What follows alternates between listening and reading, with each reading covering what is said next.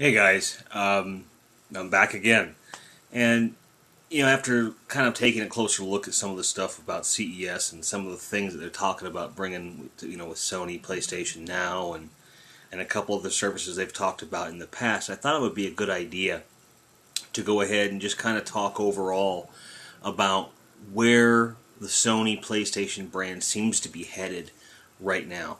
Now, I want to make it very clear from the outset that wherever possible, I'm citing fact. A lot of this is going to be speculation on my part as far as where I think things are going, my opinion on where things have been, and using that to influence where I think they're going. So don't take this as factual analysis per se. It is based on trends, it is based on news, but at the end of the day, anything that hasn't happened yet, especially where Sony's concerned, is pure speculation at best. Okay? So, moving right along. What are they trying to do? I mean, they're trying to be an overall entertainment outlet, a creative outlet, whether you're a photographer, a videographer, television, movies, gaming enthusiast, whether you make independent games, you play games, you're a content curator on YouTube or any of the other outlets like that. Everything they're doing kind of comes around making content and making content available to people across the world. I mean, look at the share button on the PlayStation 4. Look at their stance on independent gaming and how they're very friendly with the independent developer and so forth. Those things right there tell you that they want people creating and sharing content however possible. And I think they're moving at such a fast rate with that, the other places are struggling to keep up. Like, I think the reason that YouTube didn't provide an app on day one with the PlayStation 4 comes down to something very simple. I think they wanted to integrate into YouTube for sharing, and they wanted to do it right, but they knew they were changing some of their policies, they knew they were changing some of their format, they wanted to make sure that was proper, and that uploading to YouTube directly from the PlayStation, and not just streaming, but also making use of the camera. I think they want to integrate that as well. So I think that's probably what's going to be keeping the YouTube app from being something on PlayStation 4 yet. I think that when Google can figure out those integrations, and then be in line with Sony's idea of content creation, we're probably going to see a YouTube app on the PlayStation 4. And I can tell you right now, if they integrate a PlayStation 4 camera-enabled YouTube creation system, I won't be using this tablet anymore. I'll be using that PlayStation camera up there, that TV, that PlayStation 4, to give you these kind of vlogs and ideas, because I think that would be amazing. How many people spend a lot of time in front of their televisions and their PlayStations, and, they get an idea, right? I've got a couple videos on this channel right now where I had an idea, I wanted to talk about it, but I was in the middle of a game, so I double tapped the share, double tap, pop, pop, pop, gotta be sure, right? Zombieland, go watch it. Double tap the share button to start a recording, and I just started talking into my mic, which I typically keep on me at all times just in case. And I kind of talked my way through some of the PlayStation 4, Battlefield 4 problems and what's been going on, because I just had the idea that fast. And because the tools were at my disposal to deliver that content in a way that was easy and it could be entertaining, it just encourages me to do more of it. I mean, I have other YouTube channels for different things. Like, I have one that's more related to my music career. I've got one that's more related to a website I have called thatruled.com. You can also get there by going to grindheadgym.com, where it's podcasting and reviews and things like that. And I have a YouTube channel related to that. I could put everything in one place, but at the same time, it just doesn't... It's not a good idea. I think you have to have channels be for specific things. So that's why this channel's here. And it's new. I had created it a couple months before the PlayStation 4 came out, knowing in advance that the share button was going to be there, that I was wanting to do more gaming-related stuff. And I have to say, if it were not for the share button and the ease at which I'm able to use that functionality, this channel probably wouldn't have nearly as many videos as it does. And, having a tablet right here in front of me that has a camera where I can upload directly to YouTube after recording something for you guys is definitely a huge part of why I'm able to do that. So their whole process is from start to finish. From I get the idea, I create the idea, I share the idea. And that's across all their technology, and PlayStation's no joke when it comes to that. Because think about it. With this PlayStation Now technology and the upcoming content of, I'm just going to call it the PlayStation Network. Well, no, I'll call it the PlayStation TV service. Okay? So the PlayStation TV service, that's providing something where, and I shit you not, mark my words, right? I don't think they're looking to replace YouTube or Blip, but they're looking to be a competitor. Meaning, I think on a long enough timeline they get that working, you'll be able to upload videos directly to their cloud. Just for your own channel, just like YouTube, just like Blip and so forth. And they'll be able to police it themselves. And, work directly with developers. So maybe Let's Plays, maybe that's where they're going to end up, on the Sony PlayStation Network. How cool would that be, right? And it could be done. It's completely possible. Do I know when this is going to happen? Of course not. This is, again, pure speculation, and honestly, I've been hopeful. But I think that they're just trying very hard to stay at the forefront of every aspect of your entertainment. Which is in contrast, direct contrast to the way Microsoft is handling things, where they want to be your conduit to everybody else's stuff. They're not really producing a whole lot. Yeah, they've got the Halo TV series is coming up, and yes, they've got, Skype is kind of their thing, and they've got their exclusive games. They've got integration to a lot of things, but as far as providing you the means to create and share as well as consume, they're not really doing that. Microsoft doesn't make cameras. They don't make televisions. They don't make anything. I mean, they barely make consoles, for crying out loud. You know what I mean? So I think that Sony's got a bit of just a different way of looking at things. It's a different business model, and the more time that passes in this console generation, and it's hilarious because it's only been a couple months, the more you see the divergence of the two ethos. I mean, it is what it is. If you like Microsoft, hey, go for it. I have my reasons for not being with Microsoft anymore, and it's extremely unlikely that I'll ever go back to a new Microsoft system. I will probably repurchase an Xbox 360 at some point when they're much cheaper, because I have a substantial Xbox Live Arcade library on there that I would at least like to be able to take advantage of. But other than that, not a huge fan. Not my thing. So, but again, they're very different. Sony is kind of like wants to be able to help you from start to finish, the entire experience. There's I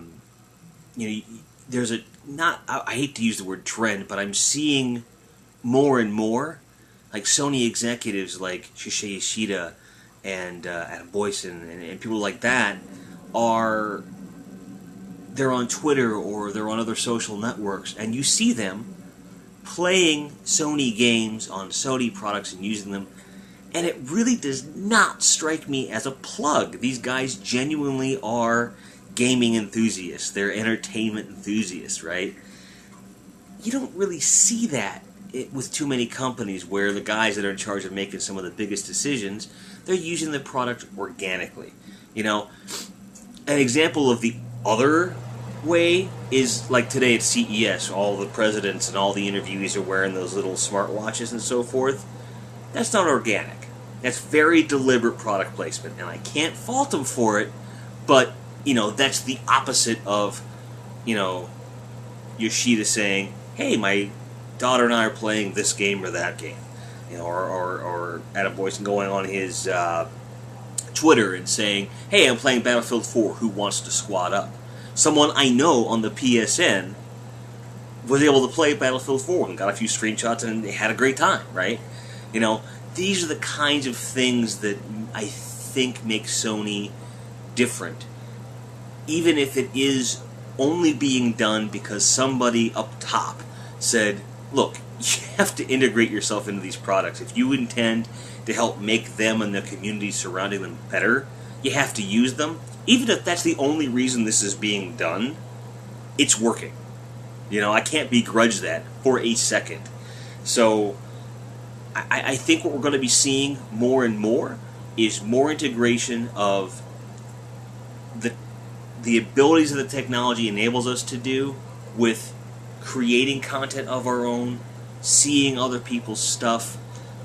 It's only going to go up from here. And it's like I said earlier today on my PlayStation Now video, right after the CES keynote, they keep going this way, and it's just going to be mostly Sony stuff. I used to hate people that would blindly monopolize their AV equipment. I'm always going to have a hodgepodge here. Like my TV is Philips.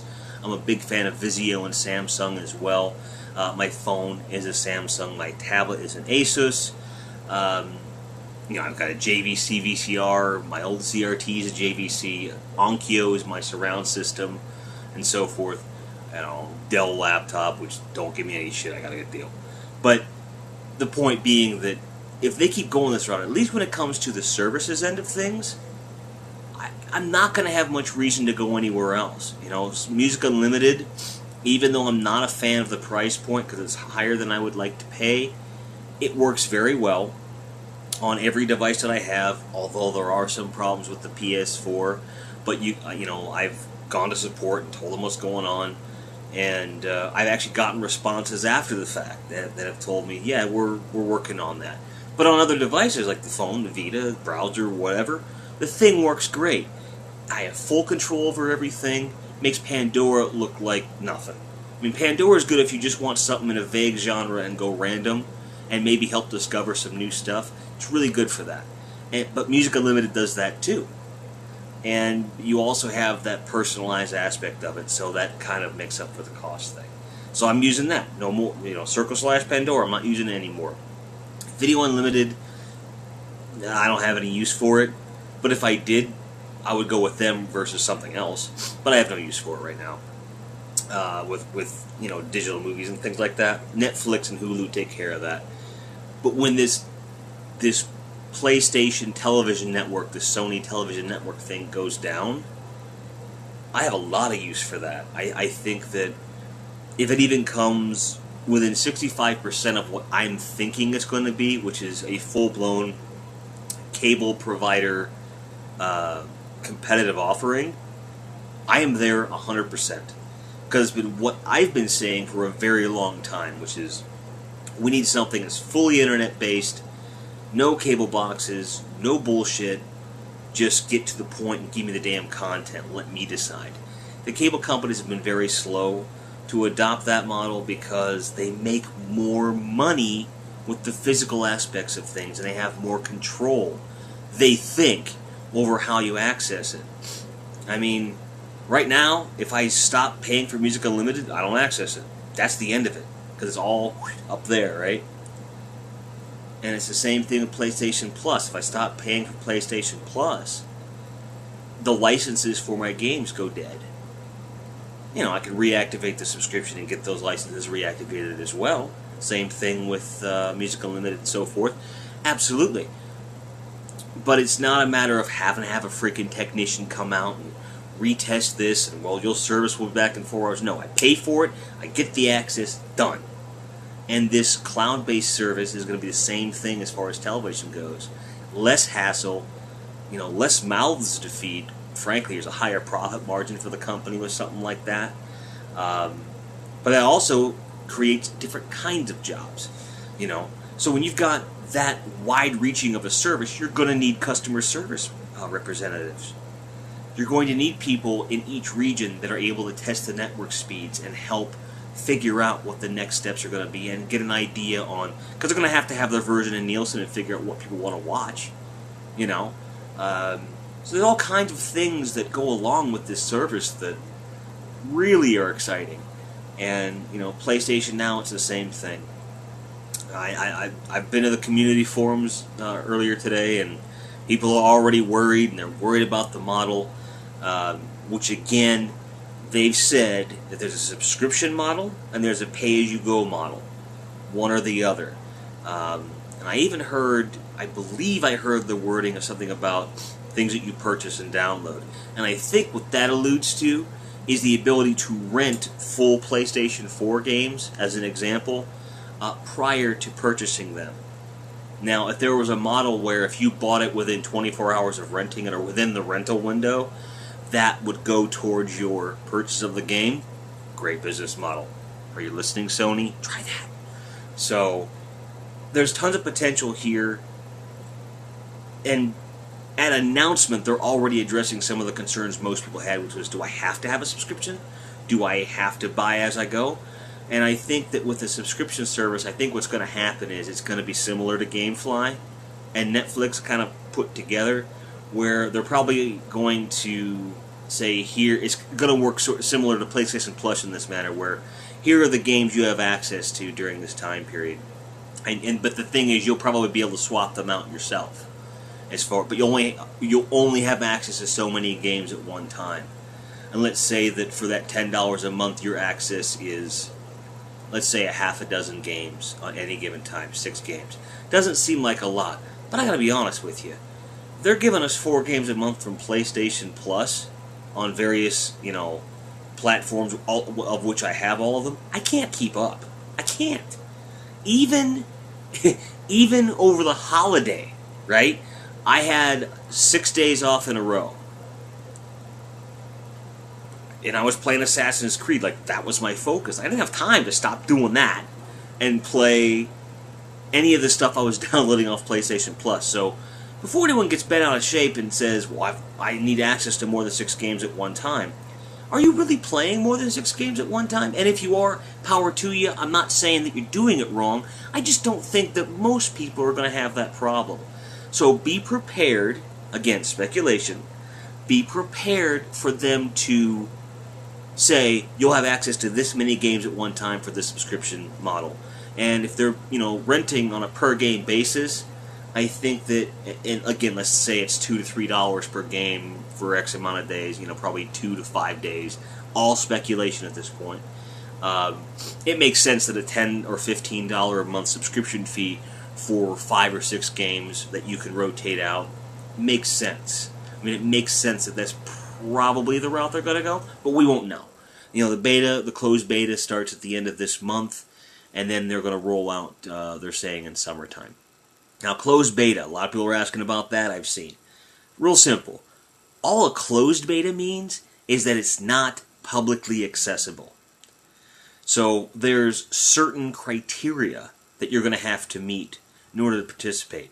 But all the wording that I'm seeing on the PlayStation blog alludes to they want as many people to participate as possible that fit within that. My guess is that one of the qualifications is going to be a certain degree of internet connection speed, combined with, I think someone who has a higher than 5 megabyte internet connection that also has multiple PlayStation platforms and a tablet and a PC. In other words, all the things or any high combination of the things that PlayStation Now is purported to work on, those are the folks who are going to get to the beta first. So by that logic, I have 105 megabyte per second download speed and a 12 megabytes per second upload speed. I have an Android tablet, a PS Vita, a high-speed Android phone, a Windows laptop, a PS3, and a PS4.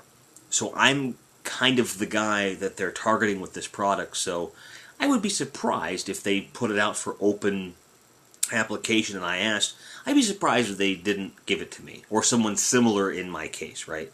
But I don't know that for sure.